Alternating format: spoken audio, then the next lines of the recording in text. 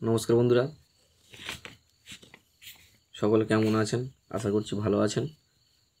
Thumbnail দেখে আপনারা এতক্ষণে বুঝতে পেরেছেন যে আজকে কী ধরনের ভিডিও হতে চলেছে। আসুন বেশি কথা না বলে মূল ভিডিওতে ফিরে আসি। আজকে আমরা জানব যে ব্রিজ রেকটিফায়ার কী কাজে লাগে আর কেন ব্যবহার হয়। আপনারা দেখবেন সাধারণত যে কোনো ধরনের ডিভাইস যা এসি থেকে ডিসির প্রয়োজন হয়, সবসময় দেখবেন সেখানে এই ব্রিজ রেকটিফায়ারের ব্যবহার হয়। এই ব্রিজ রেকটিফায়ারটা কি সেটা আজকে ভালো করে বুঝিয়ে দিচ্ছি আপনাদেরকে। দেখুন আমাদের সাধারণত ইন্ডিয়াতে কি হয়, 220 ভোল্ট থেকে 230 ভোল্ট এসি আমরা পেয়ে থাকি, কিন্তু আমাদের প্রয়োজন ডিসি। তো আমরা এসিটাকে ডিসিতে কনভার্ট করার জন্য এই ব্রিজ রেকটিফায়ার ব্যবহার করে থাকি। আপনারা অনেক ডিভাইসে দেখে থাকবেন যে ট্রান্সফরমার, এই ধরনের ট্রান্সফরমার বা এলিমিটার ব্যবহার করা হয়ে থাকে, এবং সেই সাথে দেখবেন এরকম ডায়োড দেওয়া থাকে, সিলিকন ডায়োড, যা সাধারণত এসি থেকে ডিসি করার ক্ষেত্রে এটাই ব্যবহার হয়। প্রথমে দেখবেন 1N দিয়ে শুরু হয়, তারপরে 007 বিভিন্ন নাম্বারে হতে পারে, কিন্তু প্রথম শুরুটা 1N দিয়ে শুরু হয়। এগুলো এসি থেকে ডিসির জন্য ব্যবহার করা হয়। এবার আমরা পুরো প্রথম থেকেই জানবো যে এটা কীভাবে ব্যবহার হয়।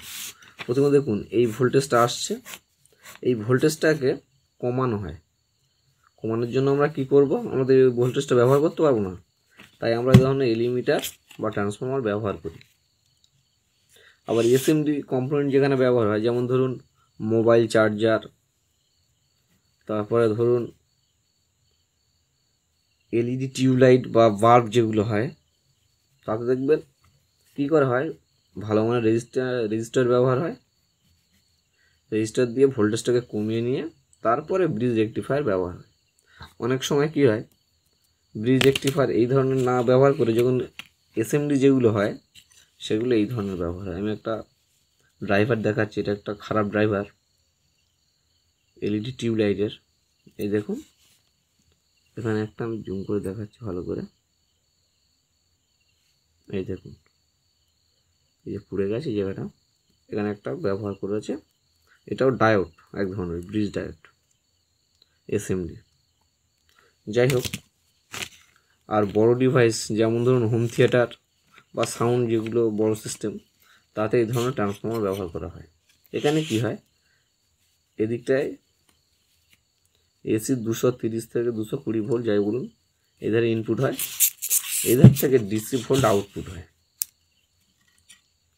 যতটা প্রয়োজন হয়, যেমন 12 ভোল্ট 24 ভোল্ট, যেমন এটি আছে 12-0-12, অর্থাৎ এই দুটো 12-12-24 ভোল্ট বেরোয়। যদি একসাথে দেওয়া হয় তাহলে 24 ভোল্ট বেরোয়, যদি মাঝখানে একটা ব্যবহার করা হয় তাহলে 12 ভোল্ট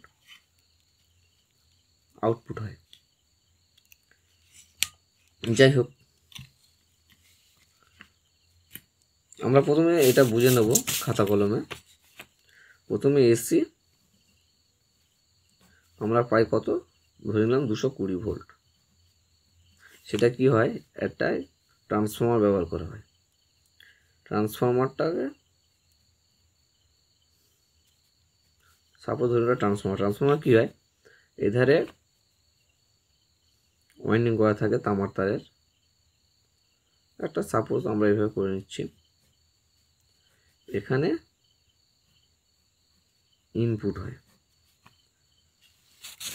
কত ইনপুট হয়, 220 ভোল্ট।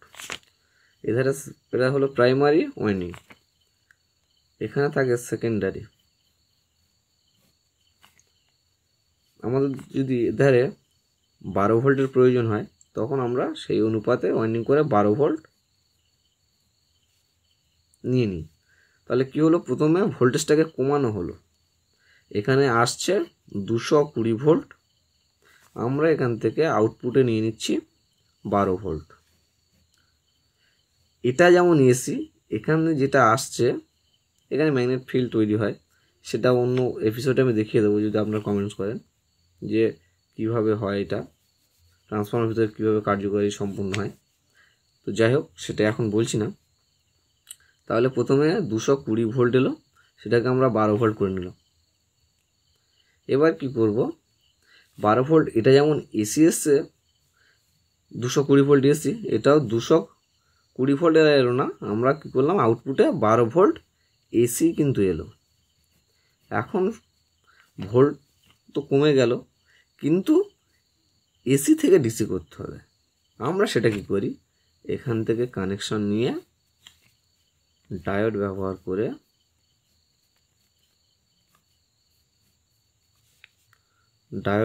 করে ডিসিতে পরিণত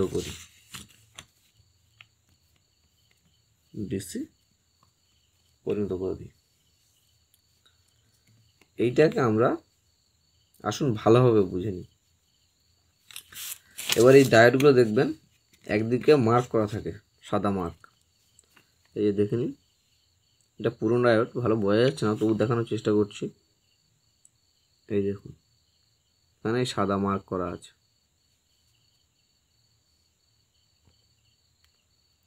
এই যে সাদা মার্ক, আর একদিকে মার্ক থাকে না। তো আসুন দেখে নিন এই সমস্যাটা, এটা ঠিক কীভাবে কাজ করে। ধরে নিন এটা একটা ডায়োড, একদিকে মার্ক আছে,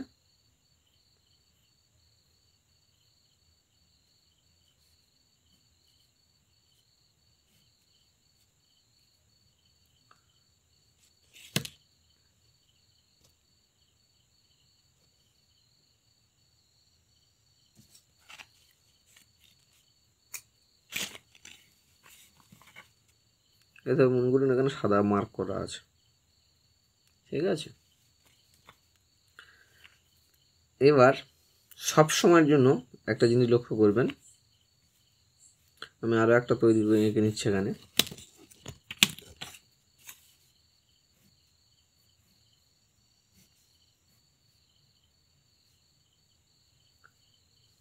মার্কটা মনে করুন এধারে আছে।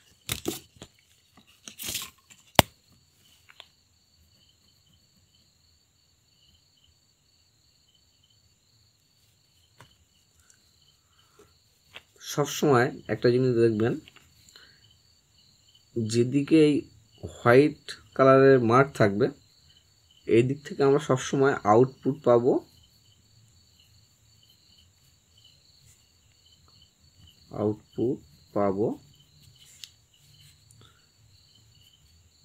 পজিটিভ ভোল্ট, আর যেধারে মার্ক থাকবে না সেদিক থেকে আমরা আউটপুট পাবো নেগেটিভ, ঠিক আছে। এ নিয়ে অনেক ব্যাপার আছে, সেসব আমরা যাব না। দেখবেন অনেক ব্যাপার আছে অ্যাডভান্স লেভেলের কথা, সেগুলো যে পজিটিভ থেকে এসে নেগেটিভ দিকে যায়, নেগেটিভ থেকে পজিটিভ যায়, এসব পরে আলোচনা করব। আমরা যেটা এখন মূল থিওরি জানার চেষ্টা করব। সাপোজ ধরুন এটা একটা ট্রান্সফর্মার,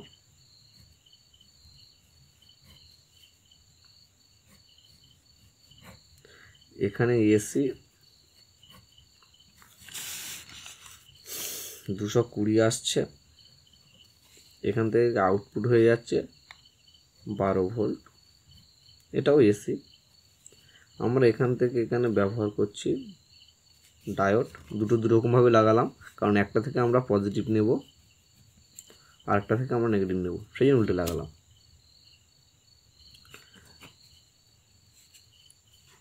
এইবার এটা তো পেয়ে গেলাম, এটা আরো সুন্দর সুষম করার জন্য কি করা হয়,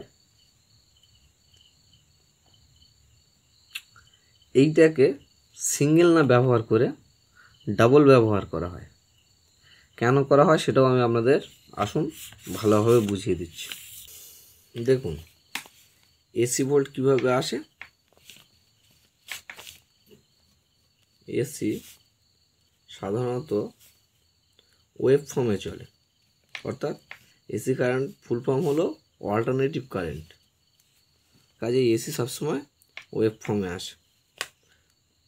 এসি সাধারণত এভাবে চলে, আর ডিসি সরাসরি চলে। এই কারণে ডিসির পজিটিভ নেগেটিভ চিহ্ন দেওয়া থাকে দেখবেন, আর এসির ক্ষেত্রে এভাবে ওয়েভ চিহ্ন দেওয়া থাকে। এসির সাইন হিসেবে দেখবেন ওয়েভ চিহ্ন ব্যবহার করে, আর ডিসির সাইন চিহ্ন হিসেবে পজিটিভ নেগেটিভ ব্যবহার করে থাকে। তো কি হয়, এসি ওয়েভ ফর্মে থাকে কেন, আর এতে কি হয়, এসিতে এই ওয়েভ ফর্ম কেন ব্যবহার করে বলুন তো, এই চিহ্ন কেন ব্যবহার করে? কারণ এসি যখন এভাবে এঁকে মেঁকে চলে না, একবার উঁচু একবার নিচু এরকম হয়ে চলে, এর মাঝখান থেকে বিভাজন করে নিন। যখন উপরে ওয়েভে যাচ্ছে তখন হয় পজিটিভ, যখন এই নিজের ওয়েভে আসছে তখন হচ্ছে নেগেটিভ। অর্থাৎ আমরা এটা বলতে পারি এসি বিদ্যুতের মধ্যে পজিটিভ এবং নেগেটিভ ইনবিল্ট থাকে, অর্থাৎ এসির মধ্যে পজিটিভ ও নেগেটিভ উভয়ই পাওয়া যায়। এই জন্য এসি এভাবে ওয়েভ ফর্মে দেখানো হয়। আমরা কি করব, রেকটিফায়ার ব্রিজ এই কারণে ব্যবহার করব, এসি থেকে ডিসি অর্থাৎ এই পজিটিভ আর নেগেটিভ দুটোকে আলাদা আলাদা করে বের করে নেওয়ার জন্য। এই কারণে ডায়োড একটা না ব্যবহার করে দুটো ব্যবহার করা হয়। আরও ভালোভাবে বলি, মনে করুন এই যে হলো ট্রান্সফরমার,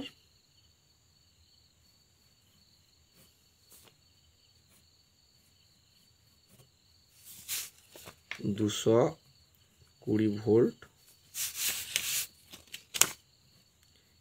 ইন হচ্ছে, আউট করছি কত, সাপোজ 12 ভোল্ট, সেটা তো এসি রে বাবা।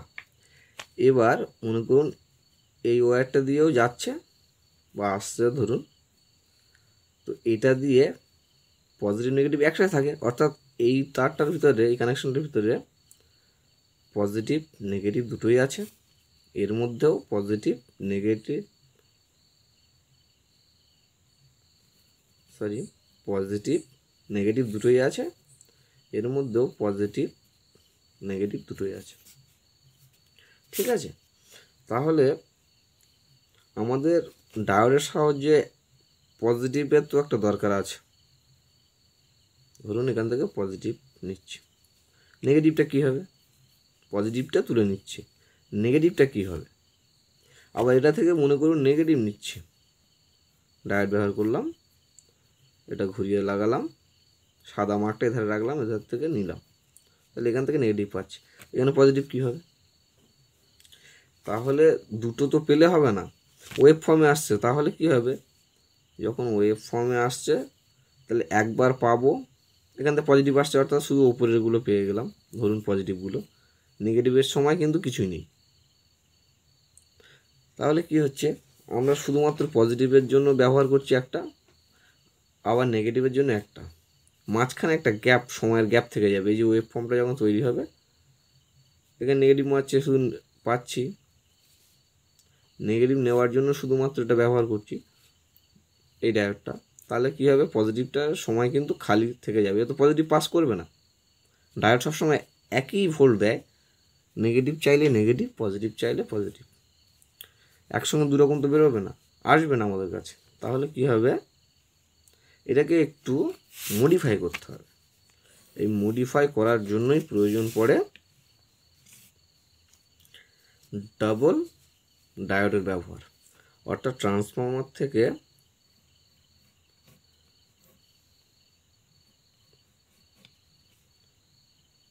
যে আউটপুটটা আসে, ধরুন এইটা একটা তার, এটা একটা তার, দুটো তার আসে, দুটো তার পাচ্ছি সাধারণত, এই দুটো তারের মধ্যে ইনবিল্ট পজিটিভ আর নেগেটিভ দুটোই আছে, তো দুটো কিভাবে নিচ্ছি, এই তারটাকে একটু বাড়িয়ে নিলাম।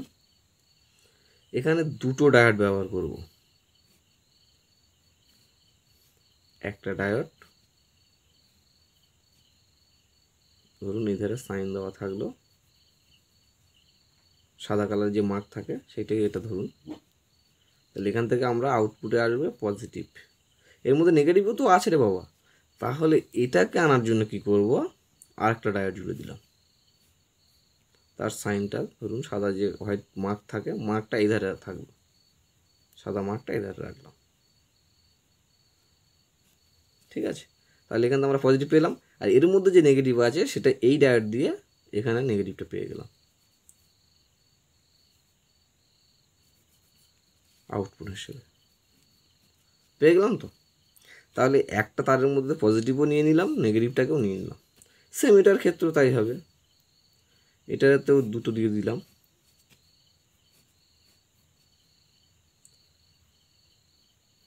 এটাতে পাচ্ছি পজিটিভ, এটা থেকে পাচ্ছি নেগেটিভ, উল্টো করে লাগাতে হয়, নেগেটিভ পাচ্ছি। এই যে ডবল ব্যবহার, এই দুটো দুটো করে যখন এক একটা তারের গায়ে ব্যবহার করব তখন হবে ব্রিজ কানেকশন। এবার এটা এরকম সিম্পলটাও থাকে না, অর্থাৎ মনে করুন একটা তারে দুটো দুরকম দিলাম, এই মাথা আর এই মাথা। এই যে এই দিকটা সাদা দিকটা আছে দেখতে পাচ্ছেন, মনে করুন এখানে পজিটিভ পেয়ে যাবো এখান থেকে, আর এই সাদা দিকটা উল্টে দিয়েছি মানে এখানে নেগেটিভ পাবো।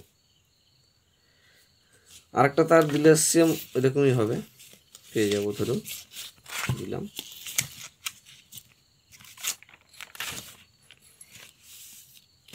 পজিটিভ নেগেটিভ,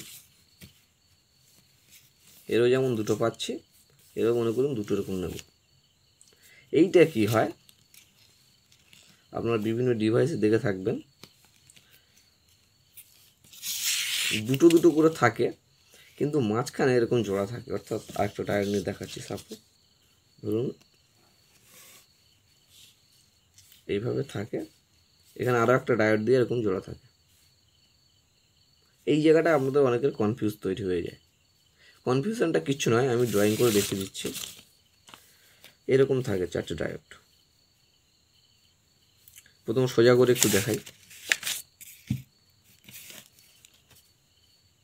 চারটে ডায়োড তৈরি করে নিচ্ছি।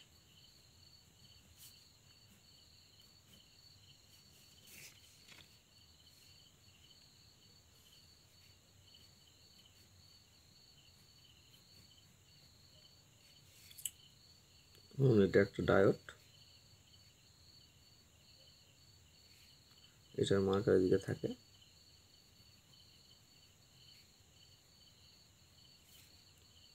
এটা একটা ডায়োড মার্কার দিকে থাকলো, এর মার্কার এদিকে থাকলো।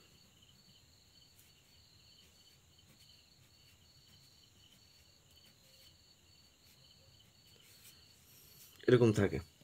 এবার কি হয়, যে ওয়্যার ট্রান্সফর্মার দুটো ওয়্যার হয় না, একসাথে জোড়া হয়। এটা একসঙ্গে শর্ট করে দেওয়া হলো, ট্রান্সফর্মার একটা ওয়্যার থাকলো, এর একটা ওয়্যার থাকলো।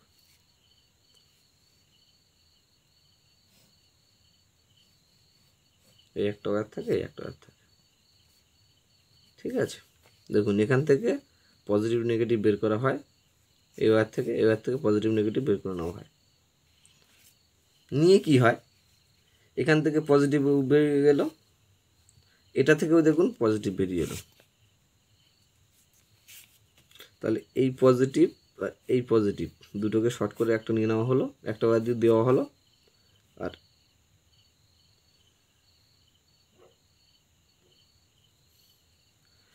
এই নেগেটিভ দুটো শর্ট করে একটা ওয়্যার থেকে নেওয়া হলো। এটা হলো পজিটিভ, এটা হলো নেগেটিভ। এইভাবে যখন ডবল ব্যবহার হয় তখন সেটাকে বলে ব্রিজ করা হলো, জুড়ে দেওয়া হলো। জুড়ে দিয়ে এর থেকেও নেগেটিভ নিলাম, এর থেকেও নেগেটিভ নিলাম, এর থেকে পজিটিভ নিলাম, এর থেকেও পজিটিভ নিলাম, নিয়ে দুটো কানেকশন বের করে নিলাম। তাহলে এটা স্ট্রং হলো। এই ওয়েভ ফর্মের যে গ্যাপ থাকছে না, এর থেকে যখন পজিটিভ এখানে আসছে তখন পজিটিভও পেয়ে যাচ্ছি, আবার এই ওয়্যারে যখন পজিটিভ আসছে সেটাও পেয়ে যাচ্ছি একসাথে, এখানে যখন নেগেটিভ আসছে সেটাও পেয়ে যাচ্ছি এই ওয়্যারে, এখানে যখন নেগেটিভ আসছে এই ওয়্যারের নেগেটিভটাও নিচ্ছি, এই ওয়্যারের নেগেটিভটাও নিয়ে একটা ওয়্যার দিয়ে আউটপুট নিয়ে নিচ্ছি। এইটা করা থাকে। এবার কি থাকে, এইটাকে আবার এখানে ফিল্টার করা হয়। কীরকম ফিল্টার করা হয় আর কেন করা হয় সেটাও আমি বলছি আপনাকে।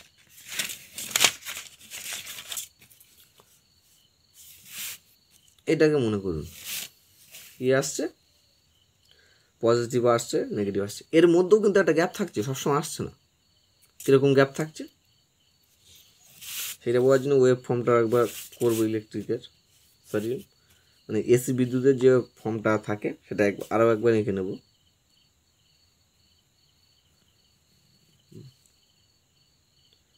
মনে করুন উপরে পজিটিভ আর নিচে নেগেটিভ থাকছে, আমরা দুটোকে ভাগ করে নিচ্ছি, উপরেরটাও নিচ্ছি নিচেরটাকেও নিচ্ছি, এখান থেকে পজিটিভ নিচ্ছি আর নিচের নেগেটিভটাও নিচ্ছি। দুটো ওয়েভফর্ম থেকে দুটো নিয়ে নিচ্ছি। তো নেওয়ার পরেও কিন্তু একটা সময়ের গ্যাপ থাকছে। কীরকম থাকছে, এখান থেকে নেগেটিভ নিচ্ছি, এখান থেকে পজিটিভ, দুজন থেকে নিচ্ছি দুপার থেকে, কিন্তু এই নেগেটিভ থেকে এই পজিটিভ পর্যন্ত উঠতে তো একটা সময় লাগছে। এই যে গ্যাপটা, এখান থেকে একটা দাগ টেনে নিই, এই যে এইখান থেকে উঠতে একটা সময় লাগছে, এখান থেকে নামতেও একটা সময় লাগছে। এই যে সময় ওঠানামা করার এই যে সময়টা, সেখানেও তো এখানে পজিটিভ যাচ্ছে, কিন্তু এই যে উপরে যাওয়া যতটুকু সময়, ততটুকু সময় তো এখানে পজিটিভটা যাচ্ছে না, তাহলে গ্যাপ থেকে গেল। নেগেটিভের জন্য এই নিচে আসার জন্য যে সময়টা লাগছে তার জন্যও তো একটা গ্যাপ থেকে গেল। তাহলে নেগেটিভ আসবে, একটু দাঁড়িয়ে থেকে আবার আসবে, এটাও ঠিক। পজিটিভ একটু উপরে যাবে, আবার একটু সময় নেবে এখানে যাওয়ার, আবার পজিটিভ থেমে গিয়ে আবার দেবে, এরকম হবে। তো এইটাকে স্যাটিসফাই করার জন্য, এটাকে আরও ভালো মজুত করার জন্য কি করা হয়, পজিটিভটাও যেটা আসছে নেগেটিভটা আসছে যে থেকে আসছে, একটু সময় নিচ্ছে এই যে ওঠা পড়ার জন্য, এটাকে ফ্রিকোয়েন্সি বলে, হার্জ যে কথাটা ব্যবহার হয়। আপনারা একটু অ্যাডভান্স লেভেলে যখন জানাবো আপনাদেরকে বা জানবেন তখন বুঝতে পারবেন সেটা। এই যে সময়টা নিচ্ছে, এই সময়টাকে মেনটেন করার জন্য এই পজিটিভ আর নেগেটিভ আর এই পজিটিভ আউটপুটের সাথে একটা ক্যাপাসিটার ব্যবহার করা হয়।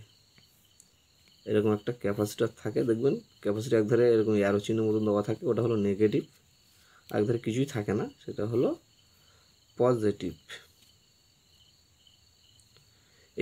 এই ক্যাপাসিটারটাকে কী জন্য ব্যবহার হয় সেটাও বলছি।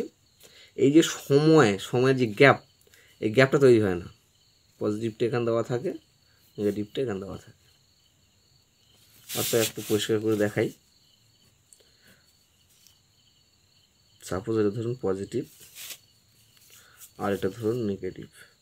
একটু সময় নিয়ে ওই যে বললাম ওয়েভ ফর্মের জন্য একটু সময় লেগে যায়, সেই সময়টাকে মেনটেন্স করার জন্য এর মাঝখানে একটা ক্যাপাসিটার জুড়ে দেওয়া হয়। ঠিক আছে, এটা একটু বড় করেই দেখাই। এই যে পজিটিভ আর এটা নেগেটিভ, এই দুটোকে একটা ক্যাপাসিটারের সাথে এভাবে জুড়ে দেওয়া হয়। ক্যাপাসিটারের পজিটিভ দিকটার দিকে রাখা হয়, নেগেটিভটা নেগেটিভের দিকেই রাখা হয়, নেগেটিভটা প্লাসে রাখা হয়, মাইনাসের দিকে রাখা হয়। রাখলে কি হয়, এই ক্যাপাসিটারগুলোর মধ্যে না ভোল্ট কিছুক্ষণের জন্য ধরে রাখতে পারে।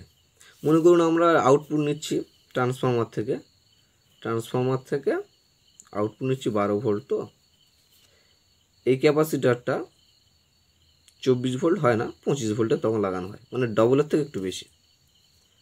যেন এখান থেকে বিদ্যুৎটা এসে, মানে ডিসি কারেন্টে এসে এর ভিতরে স্টোর হওয়ার পরে তারপর আমরা আবার নিই। তাহলে কি হয়, এখানে যদি স্টোর হয়ে যায়, এখানে যে অল্প একটু সময়ের ব্যবধান হচ্ছে আসতে, সেই ব্যবধানটা এখানে কিন্তু ততক্ষণে বিদ্যুৎ ব্যাটারি যেরকম চার্জ থাকে ওরকম চার্জ ফুল করে রাখে। তাহলে কি হয়, এখান থেকে যখন আসছে না তখন এখানে যে ভোল্টেজটা সঞ্চয় করা ছিল সেখান থেকে দিয়ে দেয়। তাহলে আমরা অটোমেটিক্যালি পেতেই থাকছি, কিন্তু এখানে মাঝে মধ্যে আসছে মাঝে মধ্যে আসছে না, মানে একটু সময় নিয়ে নিয়ে আসছে, কিন্তু এখানে তো সবসময় ফুল হয়ে থাকছে, তাই এখানে ওটা হলেও সেই সমস্যাটা এখানে বোঝা যায় না।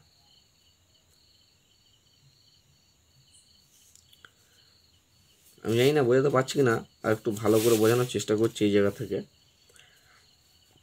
মনে করুন একটা জলের পাত্র, এখান থেকে জল ঢেলে দেওয়া হচ্ছে, কিন্তু কোনো কারণে জলটা থেকে থেকে থেকে থেকে পড়ছে, মানে সময় নিয়ে গ্যাপ। কিন্তু আমাদের সব সময় এখানে জলটা অটোমেটিক প্রয়োজন, সেই জন্য কী করছি, আমরা এখানে একটা ছোট ড্রাম বসিয়ে দিচ্ছি, দিয়ে সেই ড্রামটায় জল মনে করুন ভর্তি থাকছে, দিয়ে এখানে একটা পাইপ দিয়ে দিলাম, মনে করুন এখান থেকে জলটা পড়বে। তাহলে এখন কি হলো, বিষয়টা দাঁড়ালো, এখান থেকে জল আসছে, এই ট্যাঙ্কটাতে প্রথমে পড়ছে, এই ট্যাঙ্কটিতে ভর্তি থাকছে, এবার এখান থেকে জলটি আসছে, পড়ছে মনে করুন। তাহলে কি হলো, এখানে হয়তো থেকে থেকে দিচ্ছে, 1 সেকেন্ড পর পর পর পর দিচ্ছে, কিন্তু এখানে তো স্টোর হয়ে যাচ্ছে। এখানে স্টোর যদি হয়ে যায় তাহলে এখানে অনবরত পড়তেই থাকবে, সবসময় পড়তেই থাকবে, এখানে সবসময় পড়তে থাকলো। এখান থেকে একটু থেকে থেকে থেকে দিচ্ছে, মনে করুন 1 সেকেন্ড পর কি 1 ন্যানো সেকেন্ড পর পর দিচ্ছে, কিন্তু এখান থেকে তো অটোমেটিক পাচ্ছে। ঠিক এইভাবেই এই ফিল্টার ক্যাপাসিটরটা ব্যবহার করে একই জিনিস করা হয়ে থাকে। এখান থেকে ন্যানো সেকেন্ডে একটু হেরফের হলেও এখান থেকে কিন্তু ঠিকঠাক স্টোর করে রেখে অটোমেটিক দিতে থাকে, সেই জন্য এখানে ক্যাপাসিটার ইউজ করা হয়। এবং এই ভোল্টেজের থেকে যদি এখানে 12 ভোল্ট আসে, ধরুন 12 ভোল্ট, এখানে 25 ভোল্ট লাগানো থাকে, আর যেন সবসময় স্টোর করে রাখতে পারে, এই কারণে দেওয়া থাকে ক্যাপাসিটারটি। আসুন এবার প্র্যাকটিক্যাল করে আপনাদের দেখাচ্ছি বিষয়টা, তারপরেও যদি না বুঝতে পারেন কমেন্ট করবেন, অবশ্যই আমি আবার এর থেকেও ভালো করে বোঝানোর চেষ্টা করব। দেখুন দুটো ট্রান্সফর্মার এই লিমিটে যায় বলুন নিয়ে নিয়েছি, দুটো ট্রান্সফর্মার, এই ট্রান্সফর্মারটা তখন আপনাদের দেখাচ্ছিলাম, ঠিক আছে, 12-0-12, সেটা না দেখি একই ব্যাপার, এটা সরাসরি 12 আছে, 12 ভোল্ট আছে, দুটো রিড আছে দেখতে পাচ্ছেন। এধারটা এসি ইনপুট, এধারটাও এসি আউটপুট হয়, কিন্তু এধারে 220 ভোল্ট থেকে 230 ভোল্ট দেওয়া যায়, এদের আউটপুট করে 12 ভোল্ট এসি। এখানে আমরা রেকটিফায়ার, বেস রেকটিফায়ারটা ব্যবহার করব ডায়োড দিয়ে। আসুন আপনাদের ডায়োডগুলি সংযোগ করে দেখাচ্ছি।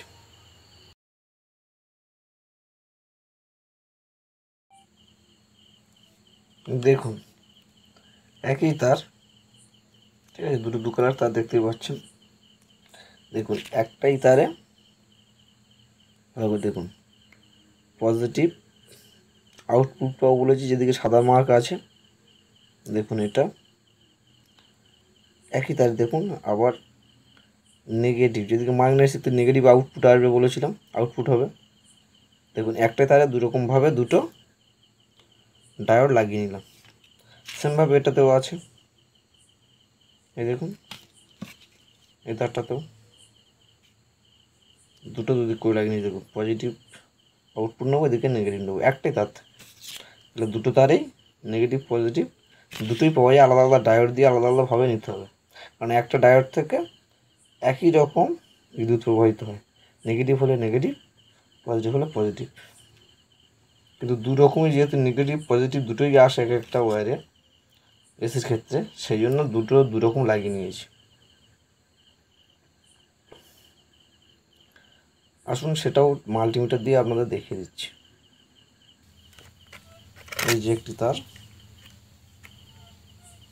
এইটা নেগেটিভ, নেগেটিভ প্রুফটা নেগেটিভের দিকে রাখলাম, অন্য একটি তারের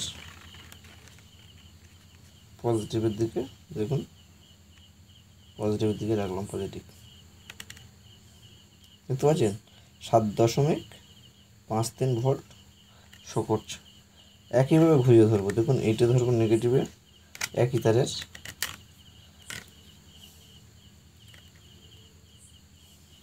নেগেটিভের দিকে দিলাম, ঠিক আছে। অন্য তারটি যেটা পজিটিভ ধরেছিলাম, এটা নেগেটিভের দিকে ধরেছিলাম, এবার পজিটিভের দিকটা ধরবো।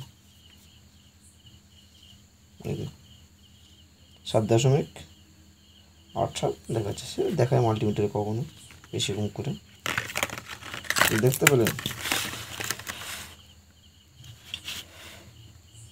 একটু ভালো করে দেখাচ্ছে আপনাদের। দেখুন দুটো তার, একবার পজিটিভের থেকে দিলাম, ঠিক আছে, অন্যটাতে নেগেটিভে ধরলাম। দেখুন 5 ভোল্টের উপর দেখাচ্ছে, 5 ভোল্ট 6 ভোল্ট ওটা সামথিং এখন দেখাচ্ছে। আবার সেটাতেই দেখুন এটা পজিটিভ নিয়েছিলাম, এবার ওটা থেকে নেগেটিভ নিচ্ছি একই জায়গা থেকে, আর এটা থেকে সেক্ষেত্রে পজিটিভ নেব। একটু ভালো করে ধরে নিই, পজিটিভ নেব। তাহলে একই তারে দুরকম থাকছে তো। এবার দেখুন একটা তারের মধ্যে নেগেটিভ পজিটিভ নেব, কিন্তু আসবে না। এই দেখুন এটা নেগেটিভ নিচ্ছে, এই দেখুন একই তারের মধ্যে যে নেগেটিভ পজিটিভ কিন্তু হবে না। এই দেখুন আসছে, আসছে না কেন? ওই যে সে ওয়েভ ওয়েভ বলেছিলাম না যে এভাবে চলে ওয়েভ আকারে। যখন এখানে ওয়েভের উপর দিকটা আসছে পজিটিভ পজিটিভ পাচ্ছি, তখন তো নেগেটিভ তো আসছে না। সেইখানে দুটো একসাথে না ভোল্টেজ আসার কারণে একটা তারে কিন্তু দেখাচ্ছে না, কিন্তু দুটো তারে যখন দিচ্ছি তখন দেখাচ্ছে, শো করছে আর কি। আসুন এবার ক্যাপাসিটারে ওতে লাগিয়ে দেখি যে কী পরিস্থিতি হয়। এই দেখুন ক্যাপাসিটার 2200 ইউএফ বা মাইক্রোফ্যারাড যাই বলেন। দেখুন 2200 মাইক্রোফ্যারাড 25 ভোল্ট।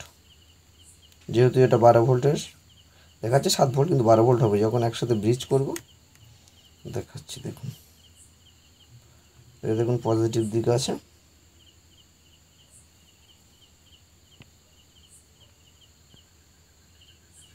পজিটিভ দিকে এই যেদিকে এই চিহ্ন করা মানে এটা নেগেটিভ, এই কিছু নেই মানে পজিটিভ। এটা পুরোনো ক্যাপাসিটার। দেখুন ধরলাম, আর এর থেকে এই তারটা থেকে নেগেটিভ দিকটাকে নেগেটিভ দিকে লাগিয়ে নেব।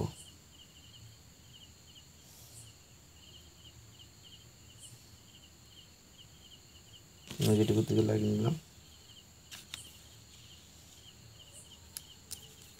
পজিটিভ আর নেগেটিভ। বুঝলেন তো? শো করছে, আমি ভালো করে রাং দিয়ে লাগিয়ে আপনাদের দেখাচ্ছি। রাং লাগানোর আগে আপনাদের একটা জিনিস দেখিয়ে দিই। তাহলে দেখুন এর থেকে একটাই তারের, একটা থেকে আসছে পজিটিভ, এটা থেকে নেগেটিভ। অন্য অপর আরেকটি তারে দেখুন পজিটিভ নেগেটিভ। তাহলে যেহেতু দুটো তার থেকে পজিটিভ একসঙ্গে করে নেবো, শর্ট করে আপনাদের দেখিয়েছিলাম, ঠিক আছে। সেই জন্য দেখুন এই দুটো পজিটিভ একসাথে শর্ট করে দেবো, জুড়ে দেবো, আর এই দুটি নেগেটিভ একসঙ্গে জুড়ে দেবো এখানে, দিয়ে ক্যাপাসিটর লাগাবো, ঠিক আছে। দেখাচ্ছি আপনাদের।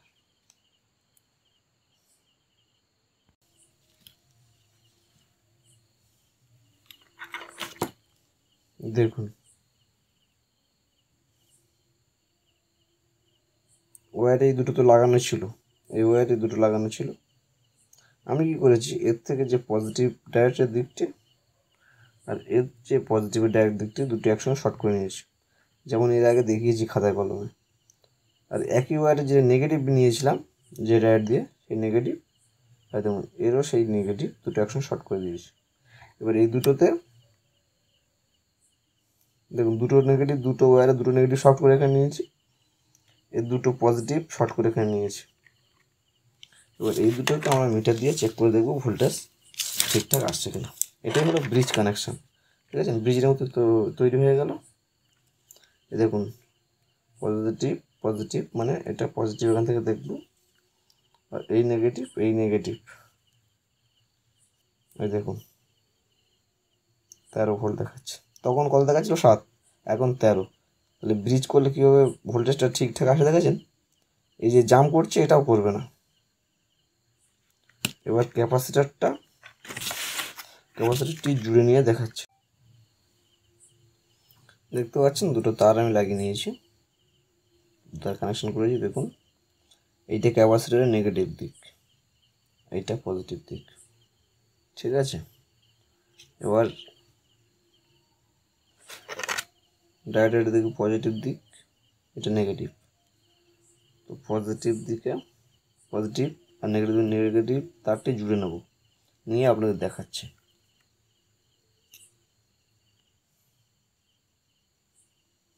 এই দেখুন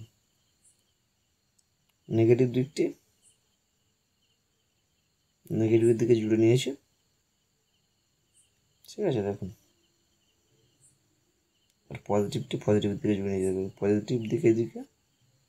পজিটিভের সাথে জুড়েছে, ঠিক আছে। এবার ভোল্টেজটা মেপে আপনাদের দেখাচ্ছি। পজিটিভ আর দিকটা হলো নেগেটিভ।